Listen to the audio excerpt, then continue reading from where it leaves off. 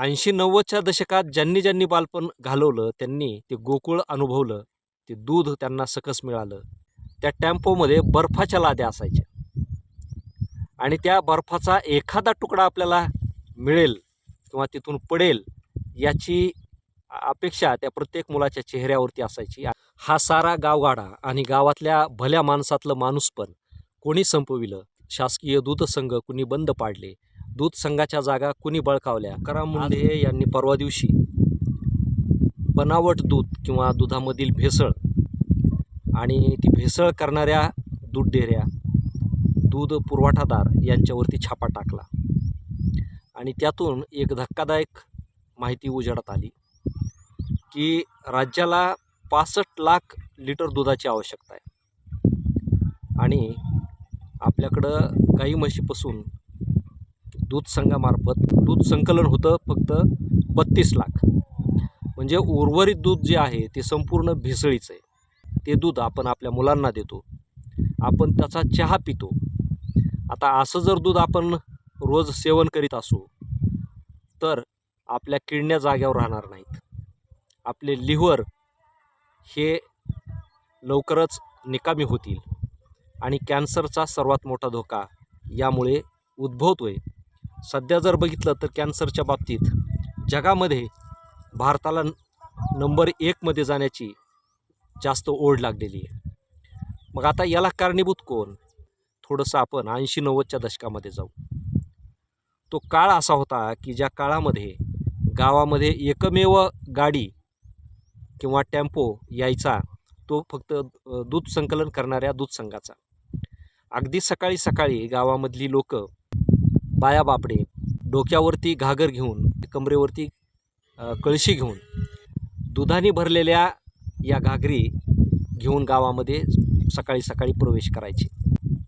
त्यावेळेचं हे वातावरण अतिशय आल्हाददायक आणि सुखकारक होतं.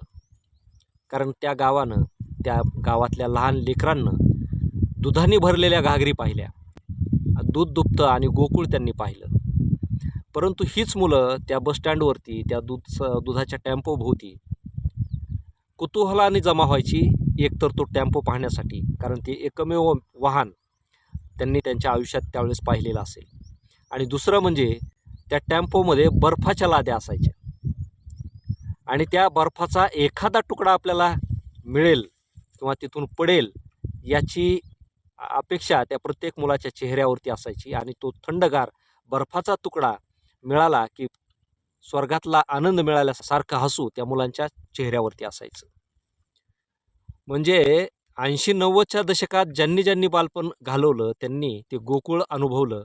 ते दूध त्यांना सकस मिळालं आणि तो काळ आता राहिलेला नाही. आणि त्या काळामध्ये कोणाला पाकिटातलं दूध, बाटलीतलं दूध घेण्याची आवश्यकताही नव्हती. मग हा काळ गेला नेमका कुठं? तर मित्रांनो, की त्या काळामधले दूध संघ आणि त्या काळामध्ये होणारं दूध संकलन हे खरोखर निर्भेळ होतं, निर्मळ होतं.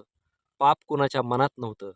आणि हा सगळा संकलित झालेलं दूध मोठ्या मेट्रो सिटीला पुरवठा होत होता आणि शेतकऱ्यांना देखील त्या दुधामधून अल्पसा रोजगार मिळत होता. तो आताच्यासारखा भाववाढ मागत नव्हता, आहे त्यामध्ये तो समाधानी होता. त्याचं कारण असं होतं की त्या गाई म्हशींना, गुरांना खाण्यासाठी पौष्टिक आहाराची किंवा सरकी पेंडीची जास्त आवश्यकता नव्हती. कारण शेतामधील पिकणारा काडी कचरा, मका, ज्वारी, कडबा असे वेगवेगळं पौष्टिक अन्न त्या काळामध्ये शेतीमध्ये भरपूर होतं. त्यानंतरच्या काळामध्ये शेतकरी हा नगदी पिकाकडं वळाला आणि नगदी पिकाकडं वळत असताना त्यानं जनावरांना आवश्यक असणारं जो चारा आहे त्याची उत्पादनं बंद केली. हळूहळू कापूस आला, कापसानंतर आता सोयाबीन आली. अशी पिकं दुभत्या जनावरांच्या मुळावरती उठली आणि कुपोषण सुरू झालं. दुधाचं उत्पादन घटलं. हे एक कारण दूध उत्पादनात घट करण्यासाठी कारणीभूत ठरलं. दुसरं कारण असं की सरकारचे दूध संघ बंद पडले आणि ते पाडले गेले ते म्हणजे राजकीय नेत्यांनी, स्थानिक आमदारांनी, स्थानिक सभापतींनी आणि ज्याचं प्राबल्य त्या तालुक्यात असेल त्यांनी खाजगी दूध संघ काढायला सुरुवात केली. आणि खाजगी दूध संघ काढायला सुरुवात केल्यानंतर गाव पातळीवरचं दूध संकलन हे त्यांच्या कार्यकर्त्यामार्फत केलं जाऊ लागलं. म्हणजे गावची संकलित करणारी दूध डेअरी ही कुठल्या तरी राजकीय कार्यकर्त्याची असायची. आणि मग तो काय करायचा की शेतकऱ्यांनी त्या डेअरीवरती घातलेलं दूध तो घेऊन यायचा तालुका संघाकडे. तालुका संघाकडे आल्यानंतर जर समजा 1000 लिटर दूध जर एखाद्या ठिकाणाहून आलेलं असेल तर त्याचं 1500 लिटर दूध केलं जायचं. मग त्यामध्ये वेगवेगळे भेसळीचे प्रकार व्हायचे. बरं, प्रकरण इथंच थांबत नव्हतं. तालुका दूध संघासोबत गद्दारी ही इथं मर्यादित नव्हती. हळूहळू शेतकऱ्यांच्या सोबत देखील दुर्व्यवहार म्हणा किंवा त्यांच्यासोबत भ्रष्टाचार म्हणा या छोट्या कार्यकर्त्यांनी करायला सुरुवात केली. मग त्यांनी काय करायचं, एखादा शेतकरी रोज 10 लिटर दूध घालीत असला तर आठवड्यातून एकदा त्याला सांगायचं की तुझं दूध आज नासलं, आणि मग त्या 10 लिटरची त्याची पगारच करायची नाही, तेवढी कपात करायची. हे एक कारण. दुसरं कारण असं की त्या शेतकऱ्याला त्याच्या दुधाला डिग्री कमी बसली म्हणून कमी भाव द्यायचा, म्हणून तिथं त्याची कपात सुरू झाली. मग एकतर शेतकऱ्याला हवा तेवढा भाव नाही, आणि दुसरी गोष्ट महिन्यातून असं 3-4 वेळा झोल दिला की त्या शेतकऱ्याला वाटायचं की एवढी जनावर सांभाळून फायदा उपयोग काहीच नाही, उलट प्रत्येक वेळी आपलेच पैसे कापले जात आहेत. आणि मग हळूहळू शेतकऱ्यांनी गाई आणि म्हशी पाळायचं कमी केलं.